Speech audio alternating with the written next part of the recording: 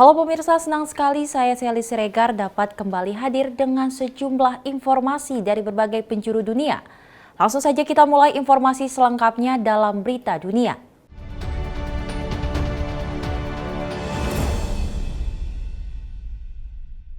Langsung saja pemirsa, sejumlah pejabat Amerika Serikat termasuk Presiden Joe Biden mengucapkan selamat kepada Prabowo Subianto sebagai Presiden terpilih Indonesia pasca penetapan hasil pemilu 2024. Amerika Serikat kembali menyatakan siap meningkatkan kerjasama dengan Indonesia di bawah pemerintahan baru mulai Oktober nanti. Ucapan selamat terhadap Prabowo Subianto sebagai Presiden terpilih datang dari sejumlah pejabat Amerika Serikat. Begitu KPU mengumumkan hasil rekapitulasi suara pemilu 2024. President Biden spoke earlier today with President-elect Prabowo Subianto of Indonesia to congratulate him on his election victory. President Biden pledged to expand cooperation with Indonesia under the U.S.-Indonesia Comprehensive Strategic Partnership and the Indo-Pacific Economic Framework, and to work together towards an Indo-Pacific that is free, open, prosperous, and secure. Menteri Luar Negeri Amerika Serikat Antony Blinken mengungkapkan harapannya akan kerjasama lebih erat di saat Amerika Serikat dan Indonesia merayakan 75 tahun hubungan diplomatik. We extend our sincerest congratulations to the Indonesian president-elect, and we applaud once again the Indonesian people for their robust turnout and commitment to democracy and the rule of law. As close partners and friends under our comprehensive strategic partnership, we're going to work hand in hand to better deliver for the future of our citizens. Sementara Penasihat Keamanan Nasional Gedung Putih Jake Sullivan mengangkat kesamaan nilai Indonesia dan Amerika Serikat sebagai negara demokrasi yang mendukung Indo-Pasifik yang bebas dan terbuka. Ucapan selamat sebelumnya diberikan secara tertulis oleh Presiden Joe Biden pada pertengahan Maret dan disampaikan Duta Besar Amerika untuk ASEAN Yohannes Abraham. Meski ucapan selamat tersebut baru sekedar untuk suksesnya penyelenggaraan pemilu dan keunggulan perolehan suara Prabowo saat itu dalam penghitungan sementara. Ucapan selamat ini sempat banyak ditunggu-tunggu di tanah air di saat pemimpin Tiongkok, Rusia hingga sekutu Amerika Serikat yaitu Australia dan Inggris telah terlebih dulu mengucapkan selamat. And it was actually a very nicely written letter, and I think the Americans are ready to sort of renew their friendship with Prabowo. Menurut Dennis Heffernan, Indonesia di bawah Prabowo bisa lebih dekat ke Amerika Serikat. I think he'll keep them about equally close or distant, and just treat them all in a friendly way. I think he'll be less Chinese PRC oriented perhaps than Jokowi has been. But time will tell. Dalam posisinya sebagai Menteri Pertahanan, Prabowo Subianto mendapat persetujuan dari pemerintahan Joe Biden terkait transaksi senjata senilai hampir 14 miliar dolar ke Indonesia, termasuk penjualan hingga 36 pesawat tempur F-15 oleh Amerika Serikat kepada Indonesia. Dari Washington DC, Yuni Salim dan tim VOA. Hasil pemilu Rusia yang dimenangkan kembali oleh Presiden Pertahanan Vladimir Putin tak mengejutkan banyak pihak. Kemenangan Putin untuk 5 kalinya dipandang sebagai pertanda perang di Ukraina takkan berakhir dalam waktu dekat. Kemenangan Presiden Petahana Rusia Vladimir Putin dikecam negara-negara barat yang menyebut pemilu ini tak adil dan tak demokratis. This election has been based on repression and intimidation. Putin memperoleh 87% suara, unggul telak dari 3 kandidat lain yang selama kampanye mereka tidak menentang Putin. Komisi Sentral Pemilu Rusia menyebut kampanye berlangsung bersih dan mengacuhkan kritik Barat. Они в том числе готовят свои предложения, как раз направленные на усиление, на развитие России. Пророссийская оппозиция. То, что касается всего остального, работающего на Запад, это антироссийская позиция в нынешних реалиях, когда идет откровенная война, не нами объявленная. Dewan Keamanan PBB juga mengecam Rusia atas upaya melakukan pemilu di wilayah Ukraina yang diduduki Rusia. The UN Human Rights Monitoring Mission in Ukraine has documented that past so-called referenda and local elections have been conducted in a coercive environment. Under international humanitarian law, the occupying power, in this case, the Russian Federation, is obligated to uphold the laws of Ukraine in the occupied territories. Sebaliknya, sekutu Rusia seperti Tiongkok, India, dan Korea Utara telah menyelamati Putin atas kemenangannya untuk masa jabatan kelima. Reaksi yang bertolak belakang ini menggambarkan polarisasi dunia yang terjadi sejak serangan Rusia ke Ukraina pada Februari 2022. Hubungan antara negara barat dengan Rusia juga mencapai titik yang paling tegang sejak berakhirnya Perang Dingin pada tahun 1991 lalu. Sementara, negara-negara seperti Tiongkok dan negara lainnya menolak seruan dari negara barat untuk mengucilkan Putin.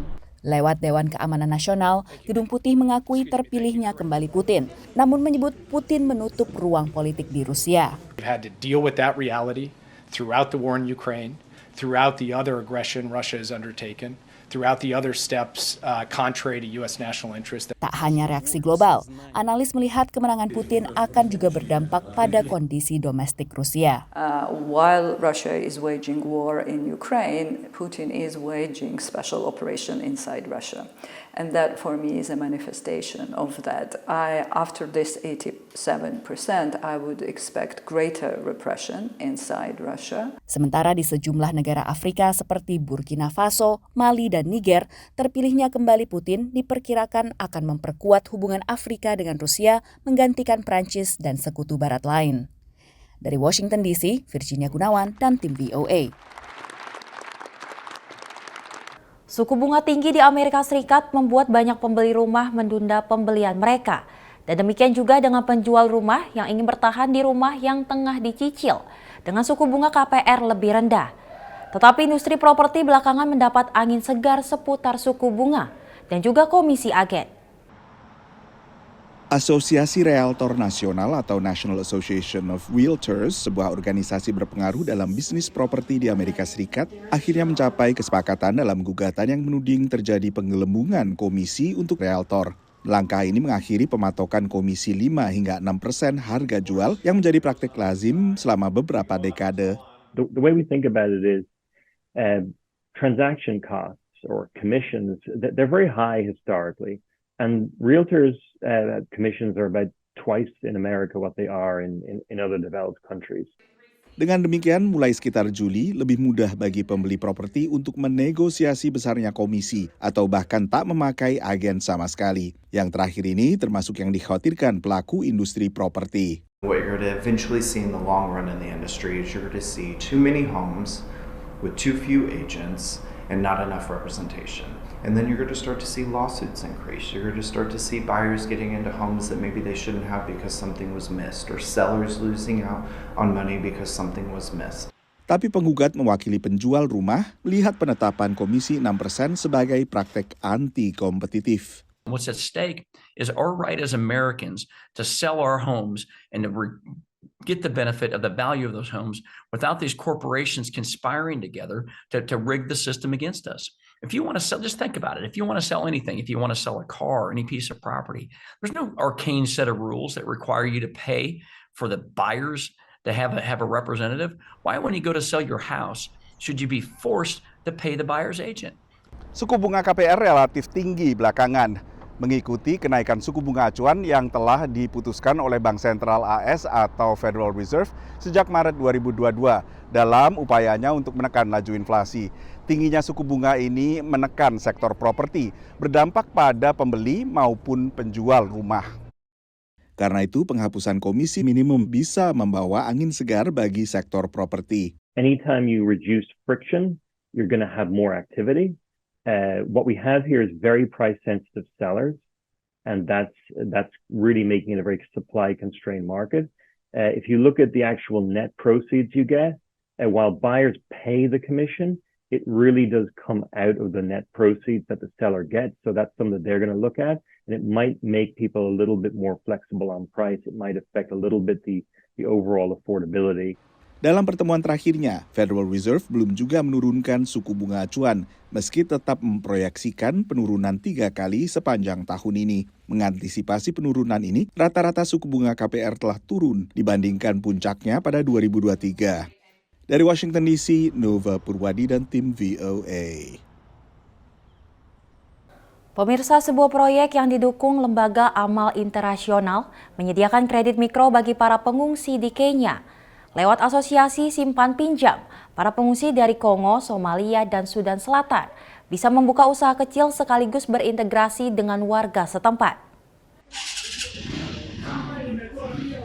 Ini saat tengah hari di Nairobi, Kenya, dan adalah jam sibuk bagi Enoch Gatangi karena ia harus melayani pelanggan di toko kelontongnya di wilayah Kayole.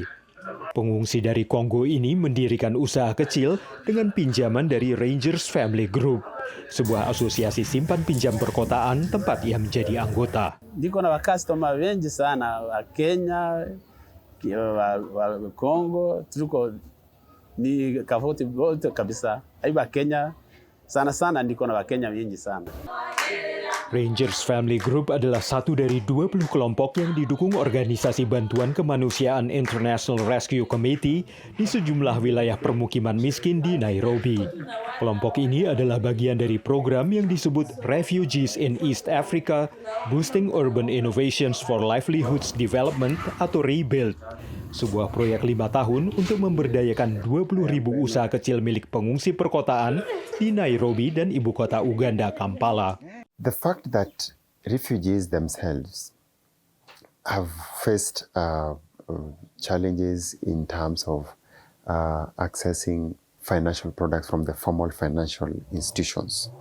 The project had to divine innovative ways on how they can get access to finance services and also boost their economic livelihood initiative. Dalam program ini, para pengungsi dan warga setempat membentuk kelompok beranggotakan 15 hingga 30 orang. Para anggota menyumbangkan saham yang dikumpulkan dalam akun aplikasi uang seluler yang dapat dipinjam anggota untuk menjalankan usaha. Menurut para anggota, proyek ini telah meningkatkan kesejahteraan ekonomi mereka. Mbeleni mtu hakukuwa anapata pesa ya kujisaidia, lakini venye tuliungana, mwenye anataka 10,000 anachukua, mwenye anataka 5,000 anachukua. So watu tumejiunua kulingana na venye sasa tumeweka kikundi. Dari setengah juta pengungsi di Kenya, sekitar 80.000 tinggal di wilayah perkotaan. Dan partisipasi mereka dalam perekonomian nasional bergantung pada integrasi ini. When we focus on economic empowerment, we are giving the vulnerable or the voiceless opportunity to also have a feel and contribution in the national cake. Pemerintah Kenya mengatakan kamp-kamp pengungsi ini akan ditutup bulan depan dan banyak pihak menanti langkah apa yang selanjutnya akan diambil pihak berwenang. Pengungsi yang sudah terintegrasi seperti Enoch berharap jika kamp-kamp ini harus ditutup, maka mereka yang kini tinggal di dalam kamp sudah siap dan akan bisa hidup bersama komunitas Kenya. Dari Arlington, Virginia, saya Helmi Yohanes dan tim VOA. Beralih ke berita selanjutnya, pemirsa, sudah lebih dari 2 minggu keran ekspor CPO dan produk turunannya dari Indonesia belum juga dibuka, memunculkan tanda tanya di luar dan dalam negeri. Apakah kebijakan larangan ekspor seperti ini efektif meredam harga domestik di saat harga internasional kembali melonjak? Larangan ekspor minyak kelapa sawit mentah atau CPO sejak akhir April belum juga membawa stabilitas harga atau kenaikan pasok di dalam negeri. Sementara petani kelapa sawit juga semakin merugi. Why are they not available in the domestic market at the retail? So that means it may be stuck in storage. There may be a hoarding. Oil is not flowing from the refineries to the retail, or there is a massive logistics problem. So there could be many different factors. My sense of feel is that Indonesia does not have a supply problem. Indonesia has a domestic distribution problem. Sementara program Migo Rakyat untuk memenuhi kebutuhan warga paling miskin dinilai kurang tepat sasaran. Masalah berikutnya muncul ketika proses pembelian harus menggunakan aplikasi, di mana masyarakat berpendapatan menengah ke bawah ini akses internetnya tentu belum merata. Banyak yang masih belum teredukasi dengan baik. Yang terjadi apa? Waktu yang dibutuhkan untuk melakukan pembelian minyak goreng rakyat ini akan jauh lebih lama. Karena dia harus membuat aplikasi, harus membuka atau mendownload aplikasi tertentu, kemudian memasukkan data KTP, NIK, verifikasi, padahal yang dibutuhkan adalah kebutuhan pokok minyak goreng ini. Jadi harusnya prosesnya dipersingkat. Ya, cukup menunjukkan KTP misalnya. Pemerintah telah menangkap sejumlah penyelundup dan penimbun, tapi analis menilai tak ada langkah selanjutnya untuk menstabilkan harga secara efektif. Menurut pantauan Organisasi Pangan dan Pertanian PBB FAO, gangguan rantai pasok hingga konflik Rusia-Ukraina menyebabkan kenaikan harga komoditas pangan secara global sangat signifikan, yaitu 12% pada Maret dibandingkan bulan sebelumnya, atau 30% dibandingkan setahun sebelumnya. Ini angka tertinggi sejak tahun 1990-an dan diperparah langkah proteksi berupa larangan impor dari berbagai negara pengekspor. Menurut FAO, pasokan sebenarnya cukup dan persoalan berada pada distribusi dan harga. Fortunately, we are able to source large quantity from the Malaysia. India is not in a panic mode. Let me tell you, we have the good stocks, domestic availability, and the stocks in the pipeline. So India is not in a panic mode. Yes, price has gone up, but there is no supply disruptions. Supply chain is very smooth.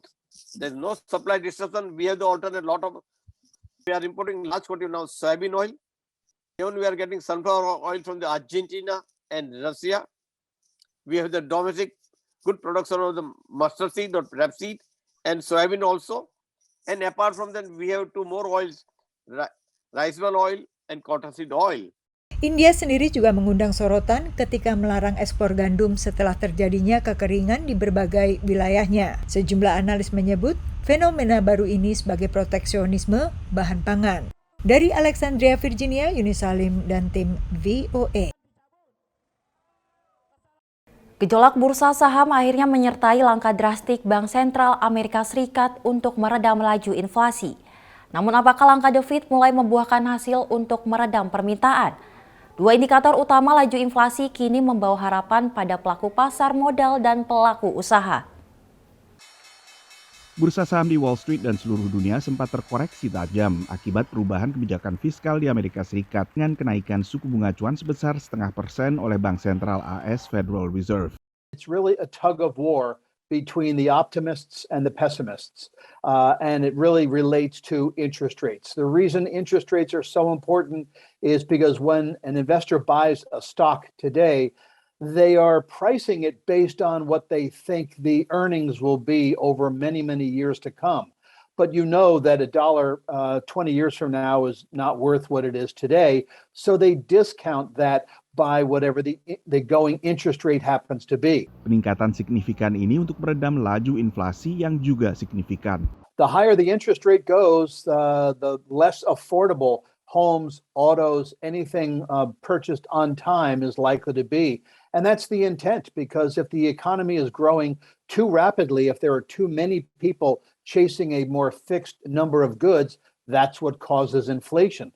So you have to start peeling away some of the people who would be purchasing the items through higher interest rates. And as a result, the fewer and fewer people chase those items, the reduced speed with which the prices will rise. Selain tingginya permintaan, juga ada faktor gangguan rantai pasok dan imbas perang Rusia dengan Ukraina.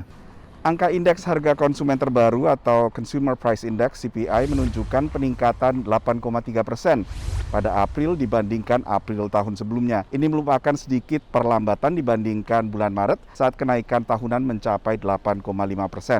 Lalu bila tidak mempertimbangkan harga makanan dan juga energi yang memiliki volatilitas tinggi, angkanya mencapai 6,2%. Ini masih lebih tinggi dibandingkan perkiraan analis, tapi menunjukkan perlambatan laju inflasi. Yeah, the U.S. consumer prices slowed in April on a month-over-month basis and on a year-over-year basis, even though the month-over-month numbers were higher than expected. Remember, last month's number, the March numbers, were very inflated. The April numbers came off very inflated numbers, but I think it is the beginning of a moderating trend in prices as we go forward in here.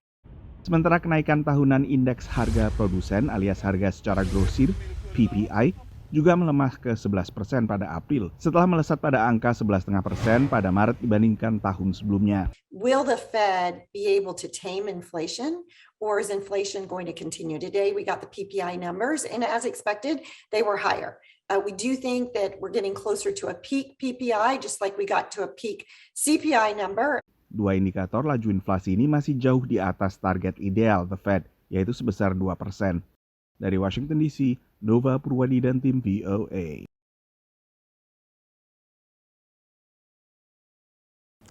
Pemirsa, pesawat antariksa NASA akan segera menjalankan misi ke asteroid yang mengorbit antara Mars dan Jupiter setelah proses persiapan dan pengujian selama bertahun-tahun.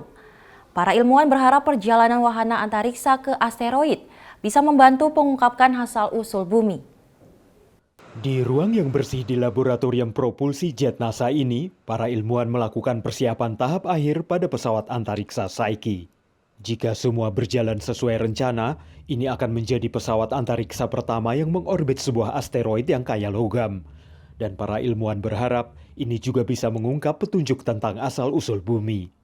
Asteroid bernama Psyche itu terletak di antara Mars dan Jupiter, sekitar 2,4 miliar kilometer dari bumi.